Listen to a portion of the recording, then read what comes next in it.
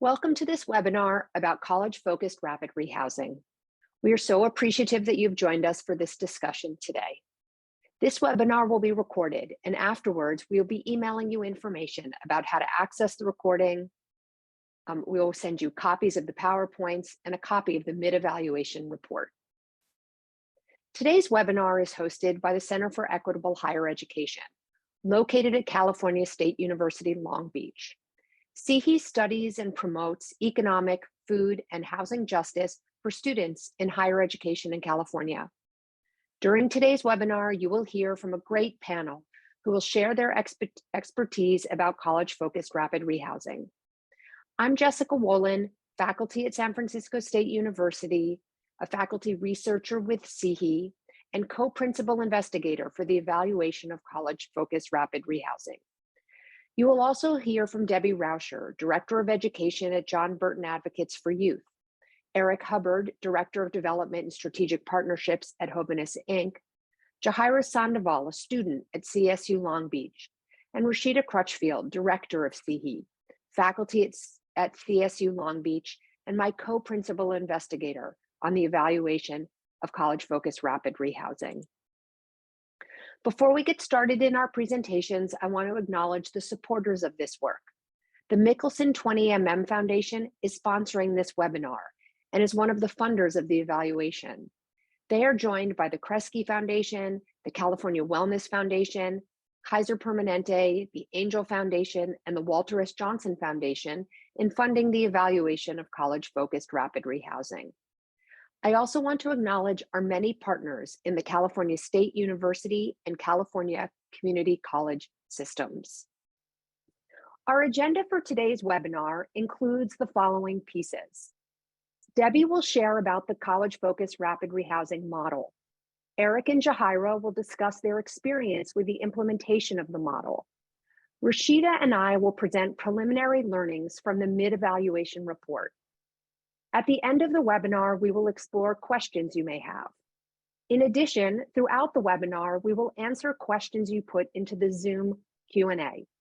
We encourage you to let us know your questions this way in the Q&A, as we have several members of our evaluation team here with us today, and they will be answering questions as we go along in our presentations. We will have limited time at the end, and we very much want to address as many questions as possible. So please put them in the Q&A if you can. As we are going to be discussing student homelessness in higher education, it seems important to first define what we mean by college student homelessness. We are using a definition derived from the McKinney-Vento Homeless Assistance Act. We are defining college student homelessness as when a student lacks a fixed, regular, and adequate place to stay. This experience could include sharing the housing of others or couch surfing, living in a car, motel, hotel, campground, shelter, or another place not meant for habitation. Now I would like to turn it over to Debbie to talk more about the history of college-focused rapid rehousing and about the model itself. Thank you. Debbie? Thank you so much. It's great to be here. Thank you for having me on the panel today. I'm going to start just a couple words about John Burton Advocates for Youth, my organization, in case folks aren't familiar with us. So we work to improve the quality of life for youth in California who have been in the foster care system or who have experienced homelessness. We do that through a combination of strategies that include advocating for better laws, training communities to strengthen local practices, and conducting research to inform policy solutions. We work across 4 domains: education, housing, health, and economic security, and I am our Director of Education. You can go to the next slide. So I don't think it's going to surprise anybody that homelessness is a huge problem among college students. I want to provide a little context for this. So first of all, homelessness is a huge problem in California, period. I don't think that's going to surprise anybody either. When I was putting together this slide and was looking for headlines to demonstrate the point, I had absolutely no trouble finding headlines about the severity of California's homelessness crisis. So This, of course, is not happening in a vacuum. It is happening in a broader context. You can see on the slide there the prevalence of homelessness among college students. So based on the research that's been done, about 19% of community college students report experiencing homelessness, 10.9% of CSU students, and about 5% of UC students. I want to provide one other sort of piece of context around this, which is that I want to differentiate between the concept of homelessness and housing insecurity. And those two terms are often used together. Sometimes they're even viewed as interchangeable, but I want to make a distinction here because the number of students who experience housing insecurity is significantly higher. That ranges depending on how the question is asked, but different studies show that to be anywhere between 35 and 60% of students who experience housing insecurity, which means that they have housing, but they're struggling to pay the rent, they can't pay their utilities, maybe it's overcrowded housing. And that is different from homelessness, where the person, as Jessica just described, does not in fact have adequate, safe, and consistent housing, a place to be every night that they can count on. And I'm going to be talking as I go through about the rapid rehousing model and comparing that to some other approaches that are being used to address the housing crisis among students. But there really are two different issues. There's housing affordability, which sometimes can lead to homelessness, but then there's homelessness itself, which is a distinct and severe issue among college students. So next slide. So I want to give a little bit of history to how we got to where we are today. The issue of basic needs more broadly really started on college campuses with looking at the question of food insecurity. And as the rates of food insecurity were discovered to also be quite high, many college campuses began developing food pantries. That was sort of the starting place. Bit by bit, those food pantries started to broaden their mission to be more comprehensive basic needs centers and started to provide other resources like clothing, school supplies, financial counseling, life skills, linkages to benefits like CalFresh, referrals to other services students might need like mental health services, etc. But housing remained a pretty significant gap in what was being provided. And it's not surprising. Housing is very, very hard to figure out. It's very, very expensive. It's complicated. And so as wonderful as the work was that was being done by basic needs centers, housing really remained and continues to remain a very significant gap in what colleges are able to provide for students.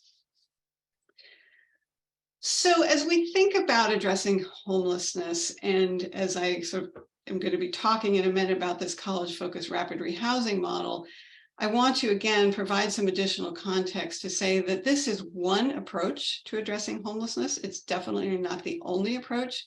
It cannot be the only approach because the issue of homelessness is so complicated. It does require a variety of different strategies if we really want to move the needle on this issue. So these are some of the other strategies that are out there. So leveraging homelessness funding, the state has put in quite a lot of money in recent years to address homelessness more broadly, and college campuses in some cases have been successful in leveraging some of those funds to address the needs specifically of college students. Campus-based emergency resources, this is where a lot of the basic needs centers really shine, is having more short-term one-time interventions to help tide students over and address their needs while more permanent solutions are put in place. A lot of campuses are now developing on-campus housing resources, essentially building more dorms. This is really more of an issue, or more of a strategy to impact housing affordability.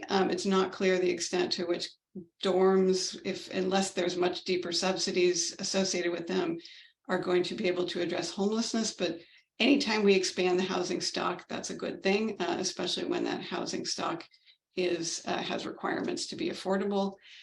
And then partnering with housing providers, which is really the strategy that we're talking about today. That's really at the core of the college-focused rapid rehousing model. And as I'm going to be talking about in a minute, colleges are not housing providers. And so it's going to be very challenging for colleges to figure out how to address the issue of college student homelessness on their own. And I don't think anybody wants colleges to go into the business of becoming homeless service providers. The good news is that California has a really robust network of homeless service providers already throughout the state. And so this is expertise that can be leveraged in order to address the issue. So next slide. Really quick, California has enacted a bunch of policies related to student homelessness, including giving priority to on-campus housing, shower access, creating liaisons for homeless students. Again, as I talked about, really expanding more broadly access to basic needs services. And then the Affordable Housing Construction Fund, which again is not exactly addressing homelessness, more addressing cost of housing, but certainly under the big umbrella of housing and homelessness. In 2019, kind of right in the middle there, was when the College Focused Rapid Rehousing model became funded by the state of California. Now, this was a model that had pre-existed the funding, championed and really developed by Jovenes, who's Eric's going to be talking in a few minutes. So I want to definitely give credit there. The state-funded program really built on the work that Jovenes had already been spearheading. Okay, so if we go to the next slide, we keep talking about this college-focused rapid rehousing thing. So this is a model that creates a partnership between colleges and homeless service providers to address college student homelessness. And what was really significant in 2019 was the allocation of funding to support this model. So the budget bill, AB 74, was what created the program. And there were allocations made of $9 million for the community colleges, 6.5 at the CSUs, and 3.5 at the UCs. And you can see there the number of campuses that were funded through those allocations. I will just note that in 2022, the community college allocation did increase by an additional $10 million. So it was $9 million, it's now $19 million.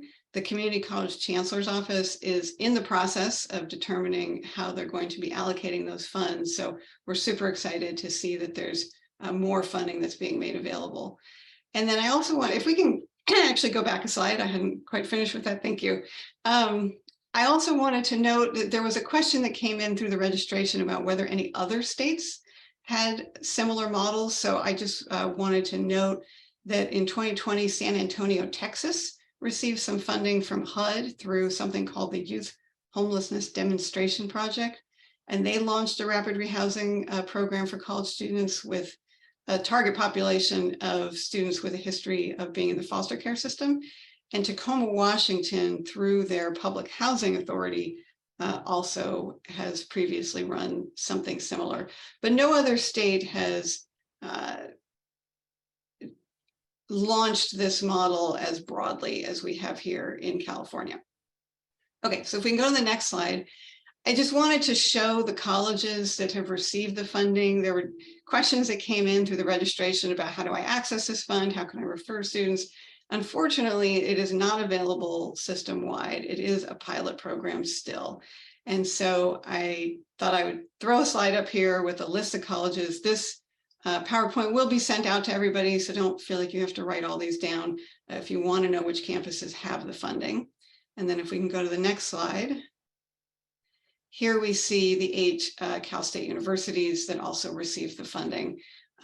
So again, it's not across the entire system. Now, I didn't share the UCs because the UC system did allocate funding to all 10 institutions. So every one of the UC institutions has the funding, although as I'm going to talk about in a minute, the way that that funding is being used does look very different at different campuses. So if we can go to the next slide. So AB 74, what exactly did it say?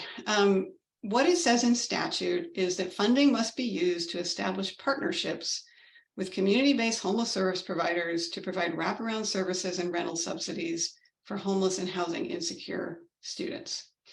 Now, when the bill was originally being moved forward, the language was much more limited, I would say, to really this college-focused rapid rehousing model and providing services to students who meet the definition of homelessness.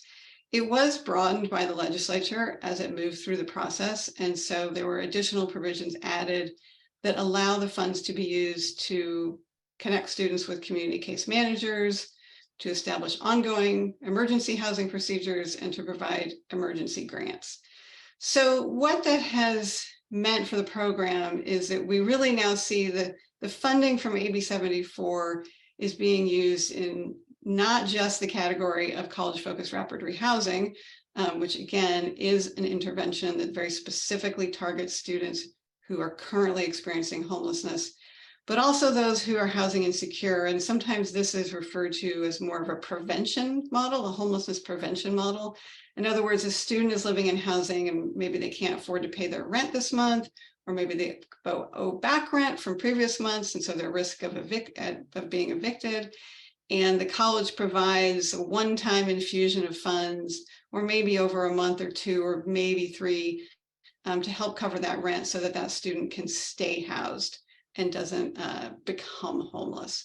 And so doing prevention is always tricky because you never know which students without your support would actually become homeless versus those who would find some other resources to be able to maintain housing. But I did want to make that distinction. What we're talking about today is the targeting of students who are actually homeless through college-focused rapid rehousing, but just acknowledging that some of these funds have been used to more assist students to maintain housing. And then I'll just note that the definition of homelessness that was used in the legislation is the definition that Jessica talked about: any student who lacks a fixed, regular, and adequate nighttime residence. So what is college-focused rapid rehousing? Eric's going to talk a lot more about this, so I'm just going to say briefly, you've got your housing provider and you've got your college campus, and they're working together. The housing provider is doing essentially three things. They're finding students housing, and that can be recruiting landlords to work with the program, finding shared housing opportunities, assisting students to navigate apartment applications, facilitating reunification with family members. They're then providing financial assistance. So rental assistance, basically, if somebody's homeless, it's possible they have no income, they have no way to pay rent. The idea with rapid rehousing is that they move into housing quickly with their rent subsidized, in some cases 100% subsidized initially, so that they can stabilize in that housing. And then housing stabilization services, so case management, wraparound services to make sure that the student can remain housed. The college, meanwhile, is doing outreach and identification, finding the students who are experiencing homelessness, making referrals to the rapid rehousing provider, and then providing education-focused case management to ensure that the student can remain enrolled and be successful in college. So next slide. So you may be wondering to yourself, if you work at a college, well, I don't have this rapid rehousing money. What am I supposed to do? I wanted to share some strategies that colleges can use, even if you don't have this big influx of rapid rehousing money. One, you do have funding for both one-time, potentially if you're at a community college, and ongoing funding for basic needs programming. You could set aside some of those funds to create a small college-focused rapid rehousing program. If you can say, yeah. You can also fund homelessness prevention. If you don't have enough resources to actually do full-on college-focused rapid rehousing, you can help students maintain housing. You can also establish a relationship with your local homelessness services system, known as the continuum of care, and I'll talk more about that in a second with my next slide. You can develop an infrastructure for housing referral and housing navigation. So make those connections with your local homeless service providers, and then develop the campus infrastructure to be able to make referrals to what resources do exist in the community. And if you want to even go further, you can participate in your continuum of care board. Again, colleges can't do this alone, and so bringing in resources from the broader homelessness services system is really crucial. And to that end, if we can go to the next slide, JB created a publication called Connecting the Dots that goes into much more detail about how colleges can collaborate with the homelessness response system in your community to leverage some of those resources and develop partnerships. So the link is there on your screen, and you can find it in the presentation when it gets sent out if you want to read more about that. So next slide is just my contact information. I'm always happy to answer questions and be a resource. So feel free to reach out to me if there's any way that I can be helpful. And with that, I am going to turn it over to Eric from Jovenes.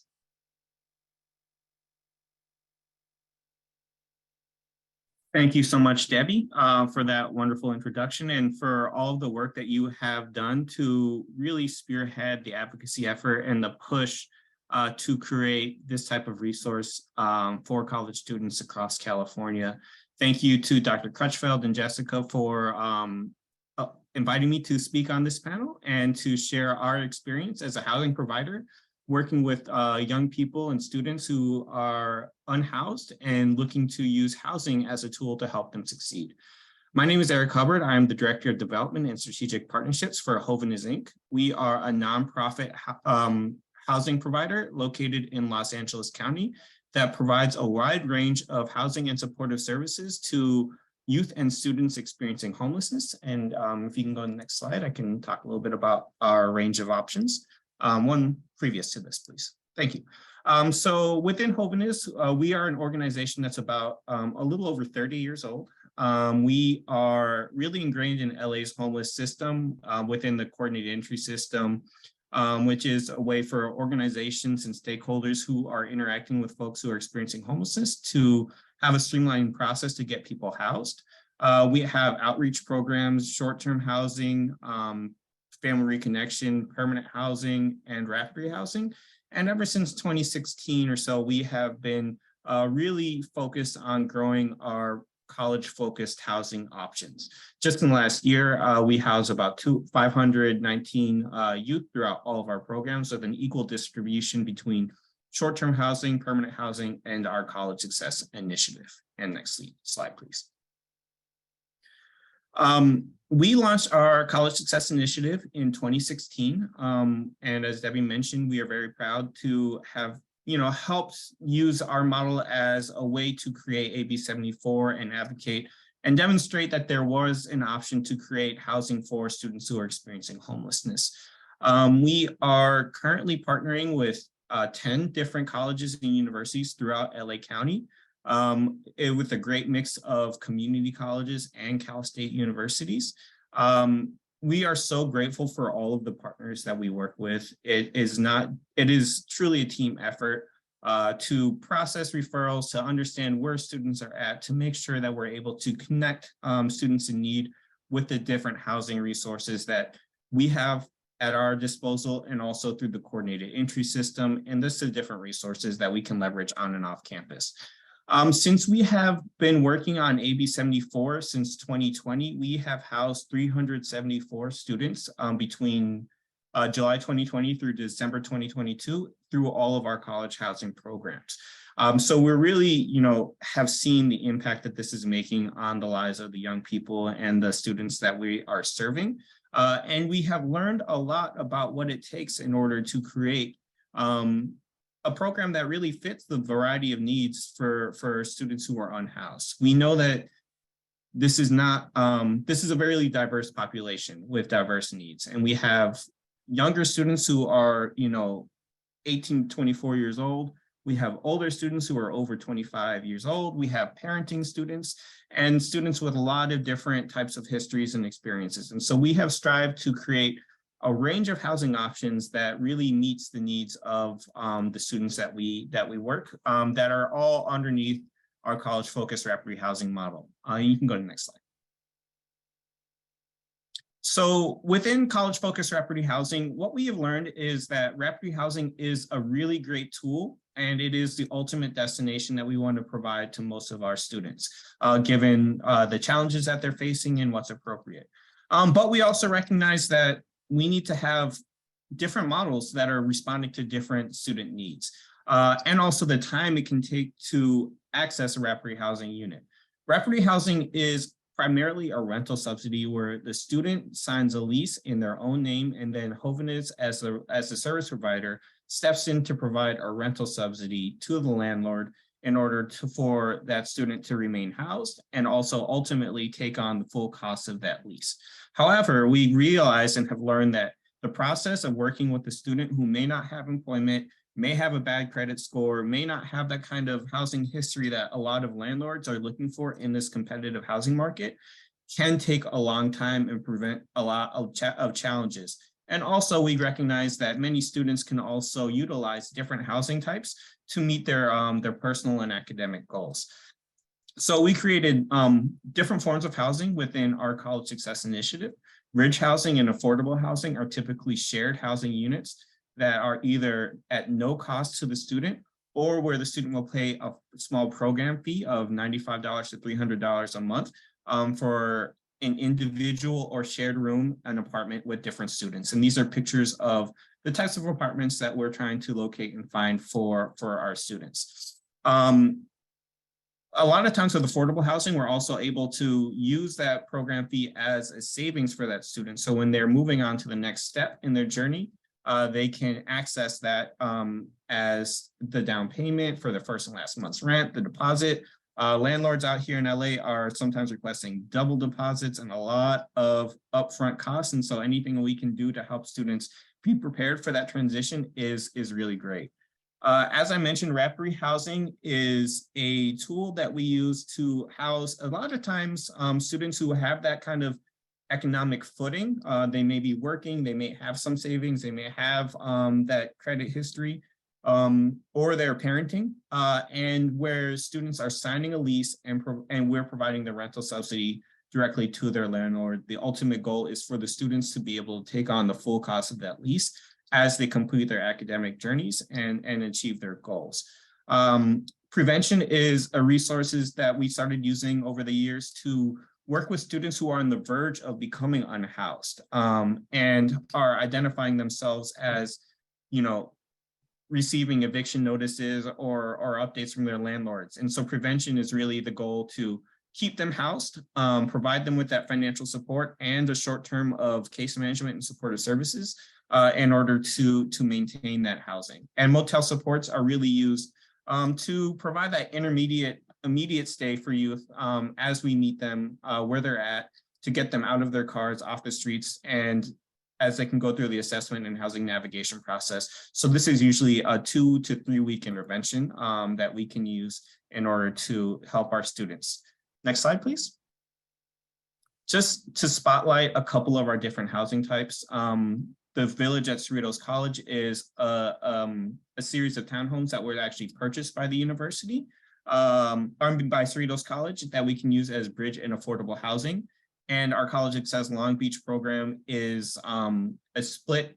It's a series of townhomes and apartments that we master lease out for both CSU Long Beach and Long Beach City College students. So we're able to create a lot of partnerships and synergy within our housing programs between the different colleges and universities that we're working with. Next slide, please. There we go. Yeah, so again, our college partnerships are really critical to our success. We start off the process by creating an MOU with our college. Creating a referral process allows us to share resources and monitor the progress of the students that we're working with.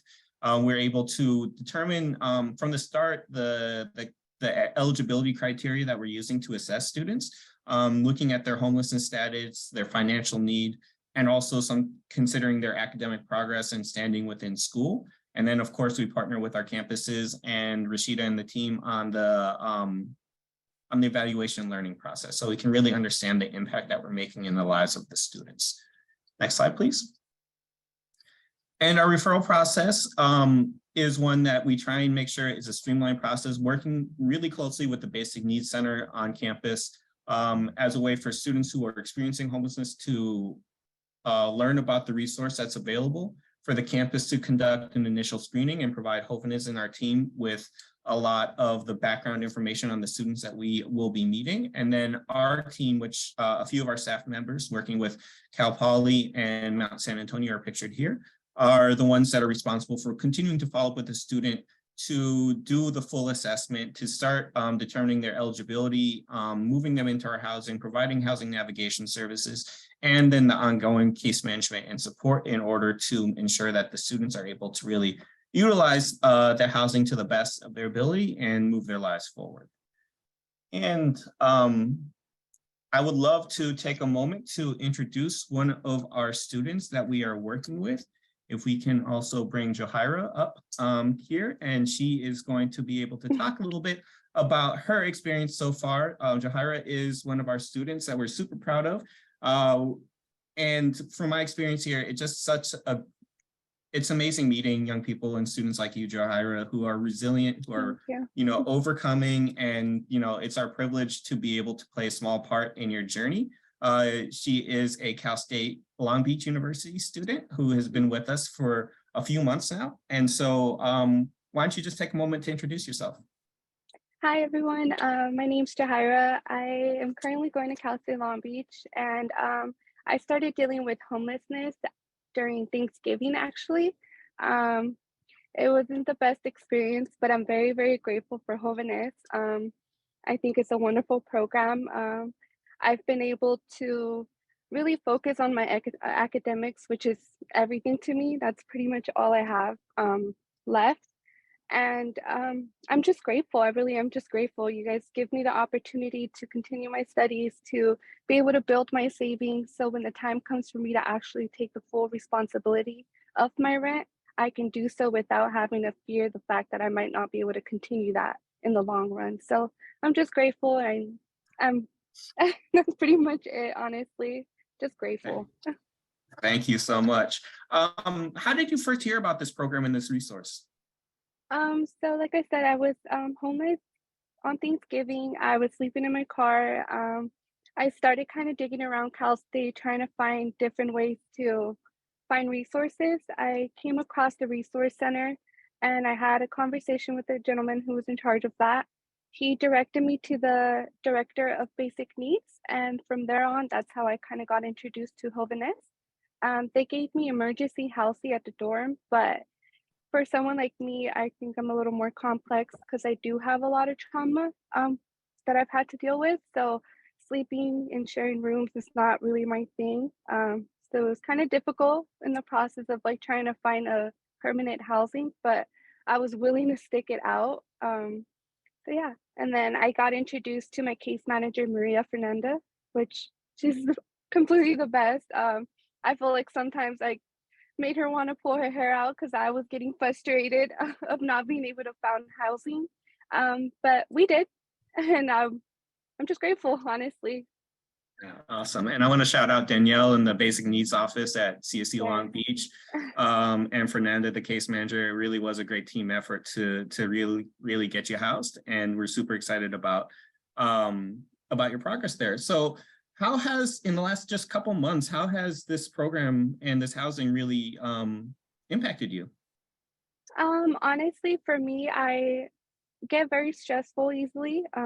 I do have a lot of high anxiety and bipolar depression. So just having somebody to support me and let me know that it's okay to kind of struggle, but still have that structure and hold me accountable academically has really helped me. I've also been able to save up more money that way, just as the process goes of, you guys funding the beginning of the month. That has really helped me as well, because I feel like I'm a little more prepared to take that next step when I decide to take that next step with you guys. So yeah, academically, it has really helped me. I have less stress than I would have anywhere else. So like I said, I'm just grateful. That's the biggest word. Yeah. And last question, what advice do you have for other students who are facing housing insecurity and homelessness? What advice do you have for them? I feel like, honestly, just go out of your way to do your research. I know sometimes it's very scary, especially for me. I don't like asking for help. I'm kind of the one that, I'll figure it out on myself. So just go and actually do the research, go to the resource center, go wherever you have to go just to get the right information and to get in contact with the right people. Because I will say, you know, there's many students, even my older brother, who has told me, I wish I would have known about this program.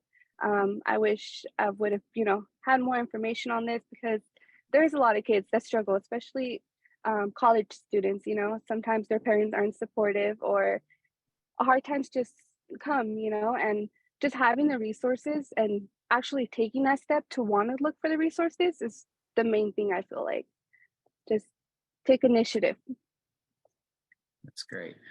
Thank you again for taking the time. I know you're also in the middle of your workday and got classes later on today. So I just want to thank you so much for taking the time for helping us understand the program a little bit better. And you know, we're here for you, and I know Fernanda is as well, in the Basic Needs Center. So just thank you, and great job. Thank you. No, thank you guys. And I really hope that you guys do keep this program up, because you guys will see how much impact you guys will do for a lot of students. Like, you guys have no idea how many kids are struggling. So thank you guys. And I hope you guys have a great day. Thank you. Thank you so much, Jahira. Like, if the chat was up, it would be blowing up, because we see just lots of love for you. It is incredibly generous of you to be here to tell us about your experiences, and we're grateful to you. And I also want to say thanks to our panelists and everybody who's here today. It's just really exciting to talk about this model. My name is Rashida Crutchfield, and I'm the ED of the Center for Equitable Higher Education. Happy to be here to share this interim report with you. Jessica Wolin and I are co-PIs on this project. What we're presenting today, we're going to do very briefly. We want to let you pore over the report in your free time, as we know you will. But this report gives us preliminary learning. So this presentation reflects 1 year of a 3-year evaluation. So we're not offering findings at this time, but we are taking the opportunity to share the emerging learnings. This is an outcome evaluation, but it's also formative in its nature, as programs are still developing over time. These data were collected in spring 2022, so there's still folks across the state who are doing this work, and there's so much more data to collect, and that will be shared next year. The goals really of our evaluation are to generate evidence on the impact of the program on student success and well-being, to inform the legislature who allocated funds for this program, and also to educate our larger field, our ecosystems of higher education. And we really want to know how is the program being implemented, and how what are the outcomes of the program. So Debbie acknowledged the CSUs that are taking part in this program.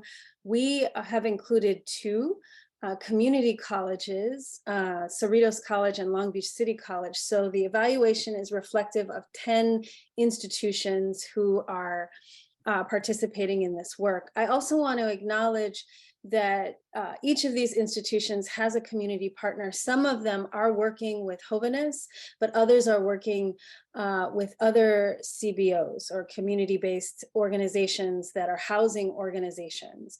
Not all of these housing organizations have the same menu of options that Jovenes does, but each is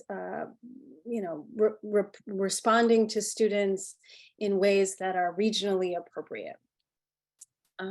Okay. So the evaluation. In fall of 2021, we developed campus profiles outlining the components of each program. So there are themes and similarities across programs, but there's also differences. And so we developed profiles of each, and these profiles will be updated again at the end of the evaluation. Students who were housed as a part of the program, and additionally, students who received prevention funds, as mentioned by Debbie, so things like short-term grants, are surveyed throughout the evaluation to get a cross-sectional picture over time of participants.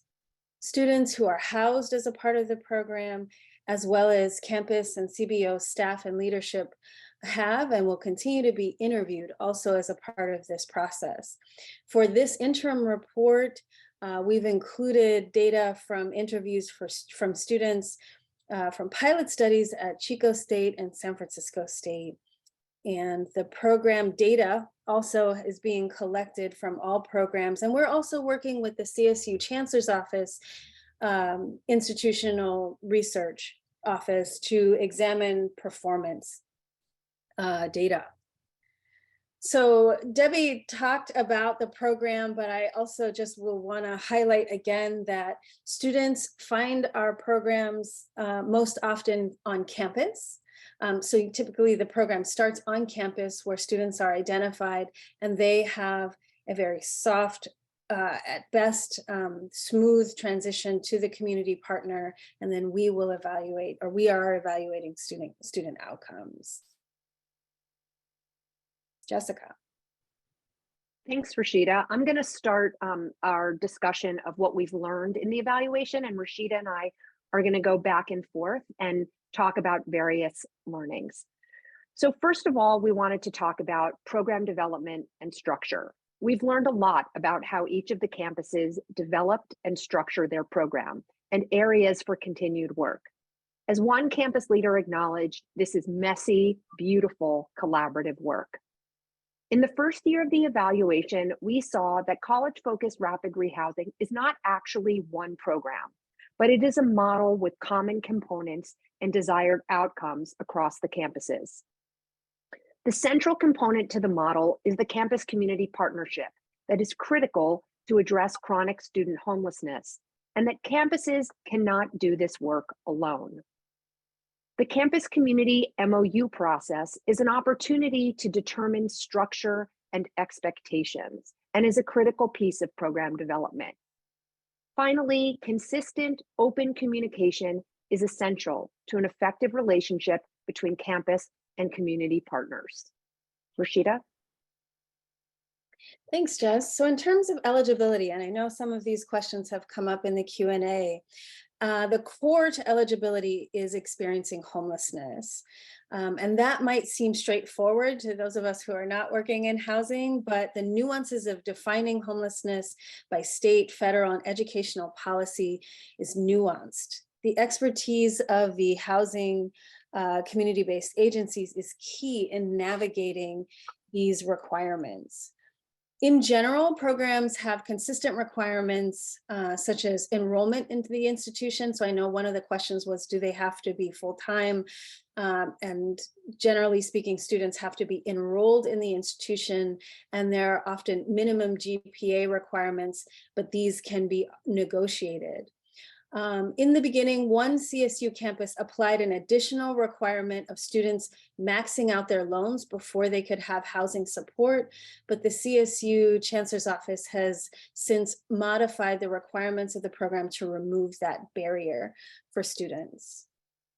In terms of outreach and enrollment, it appears necessary that it's important to educate campuses so that programs serve eligible students and then redirect ineligible students to appropriate resources. So again, at core, this program is designed to help house students who are experiencing homelessness, and not everyone who reaches the program meets that expectation.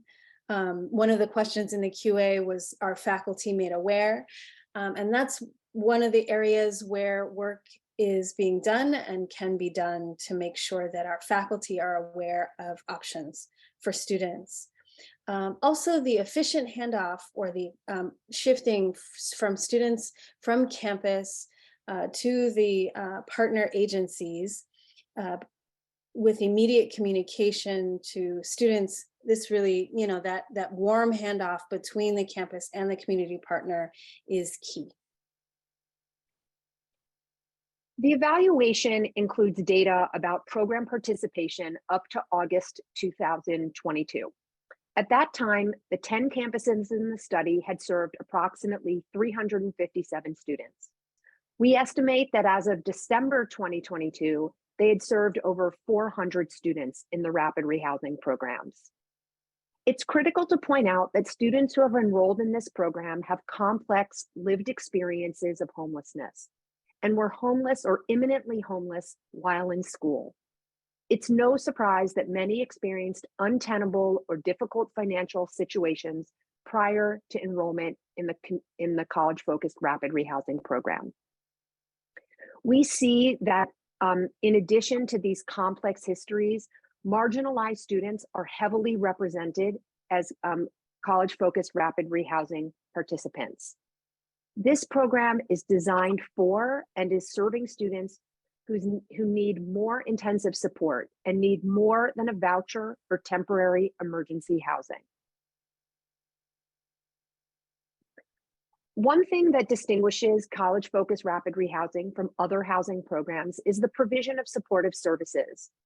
In the first year of the evaluation, we saw that the college-focused rapid rehousing case manager-student relationship is valued by many students.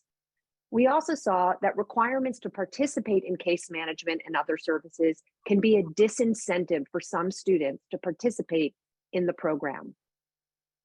Turnover in case management staff and communication issues can challenge program implementation and stability.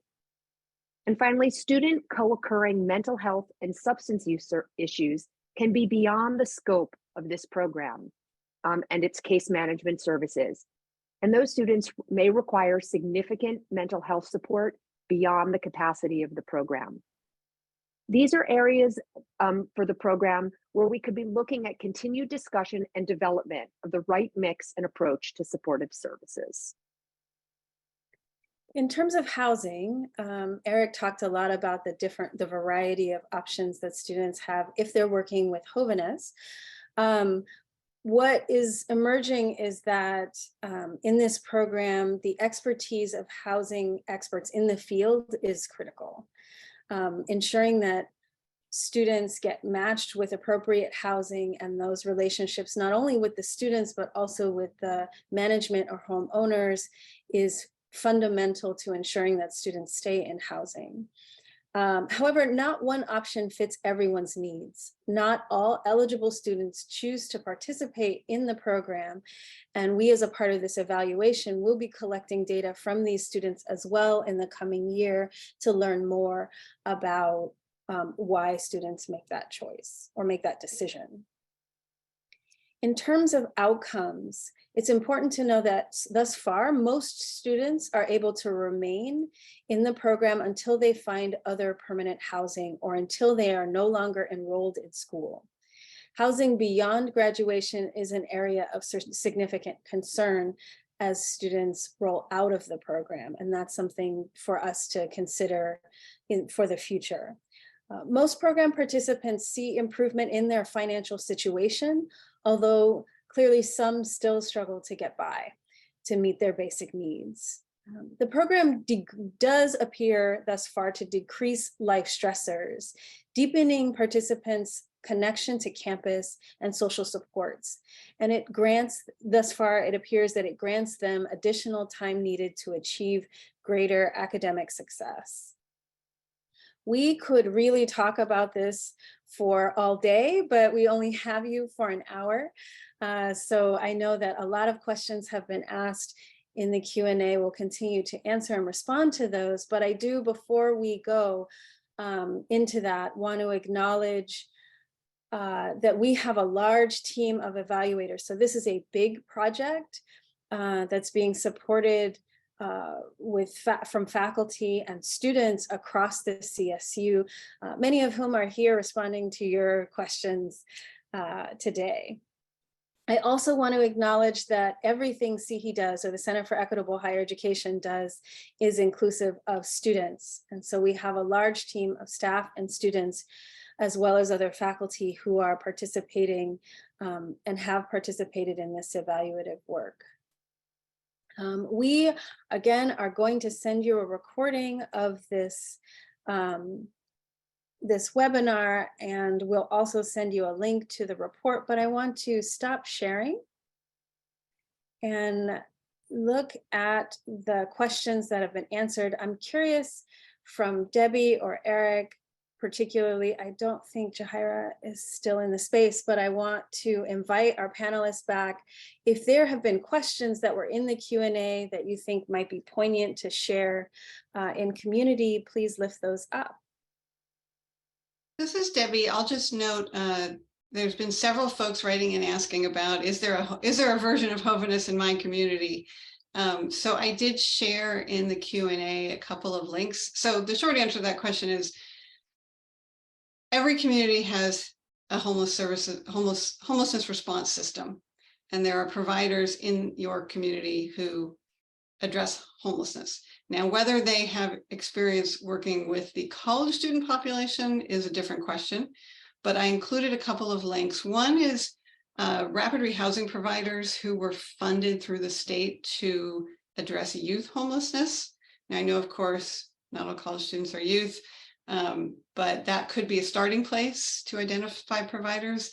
And then I also posted a roster to all of the county continuum of care bodies. These are the bodies that provide oversight for homelessness response systems, and you can reach out and they can also help you to identify appropriate providers in your community that you might be able to partner with.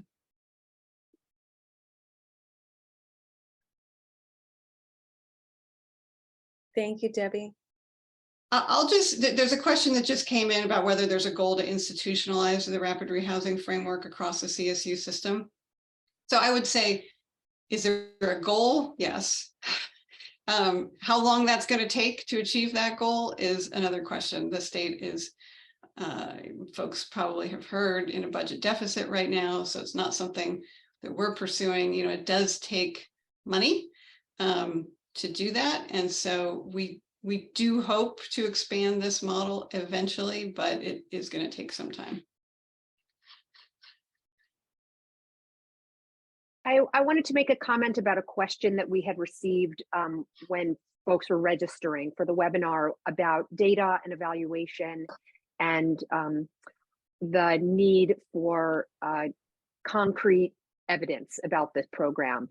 And I just want to encourage anyone who's on the webinar who's going to be trying to implement a rapid rehousing program or working in a rapid rehousing program to do whatever you can to allocate resources and time towards the evaluation of your program, because there is a dearth of evidence about what works around college student homelessness.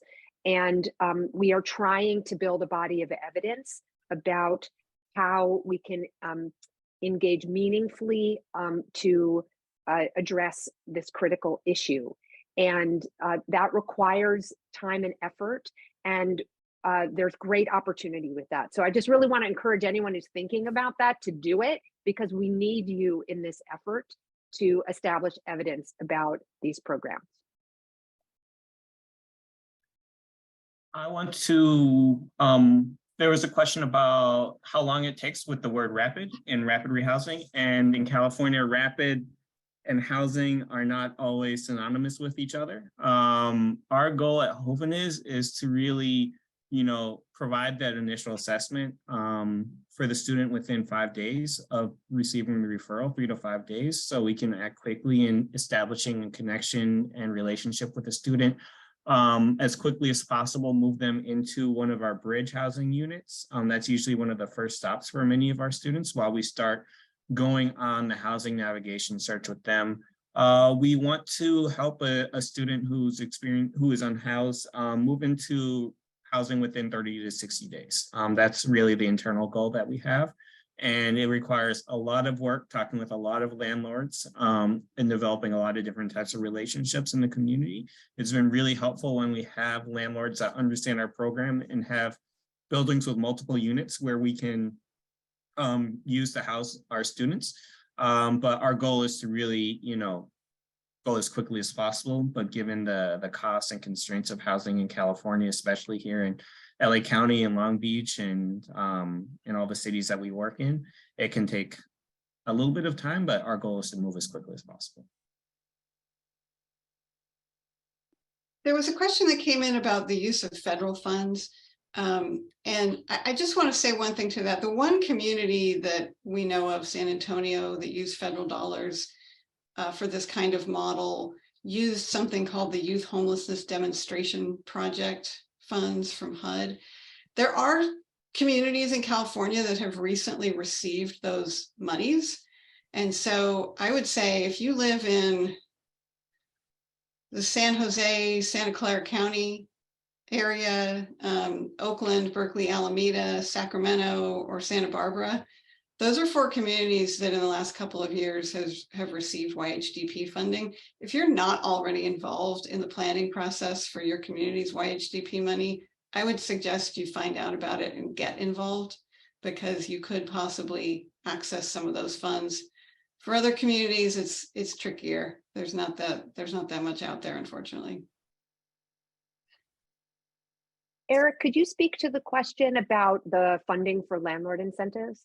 Yeah, so luckily, fortunately, the funding that we have received and we get from our campuses is pretty flexible. And so we can provide some incentives, and also a lot of times it's not necessarily an incentive, but if a landlord is requesting a double deposit or extra on the deposit working with one of our students, then those are things that we can consider and evaluate. Our goal is to, develop a network of landlords that understand the program and also have that belief in our students, but also have the belief in the funding that's available. And if it takes a certain type of incentive, that's something that we can consider.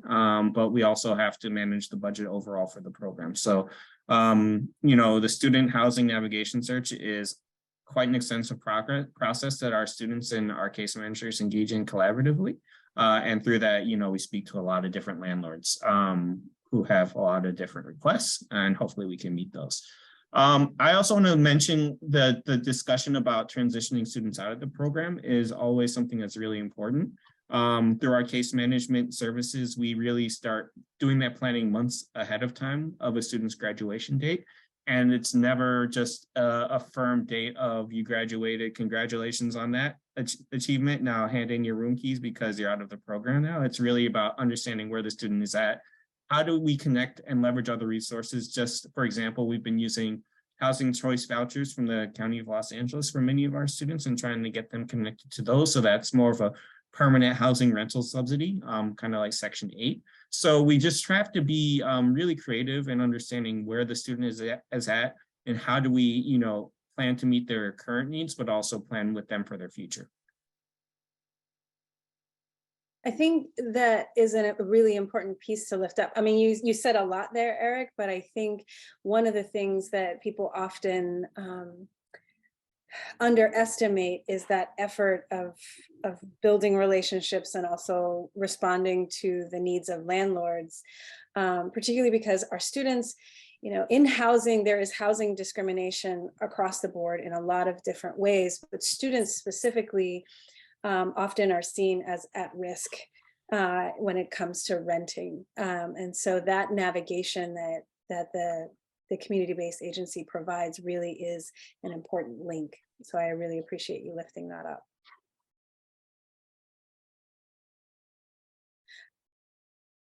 I know that Ann Shaloff, who is from the Neighborhood Coalition for Shelter out in New York, got her question answered, but I want to lift up that she and her team have developed a program where they are housing students experiencing homelessness as well in New York. And her question was about the limits of students' participation. And students, again, as has been shown in the Q&A, this varies by campus.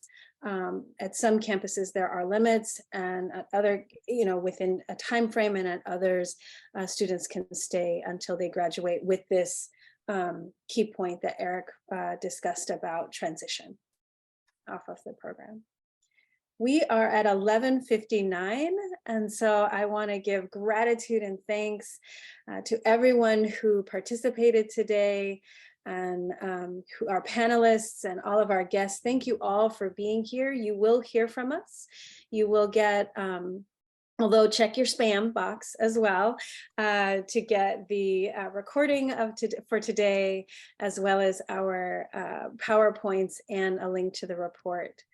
This work continues, so definitely you'll hear from us again next year with our findings as the evaluation culminates. Again, thank you and have a wonderful day, everyone.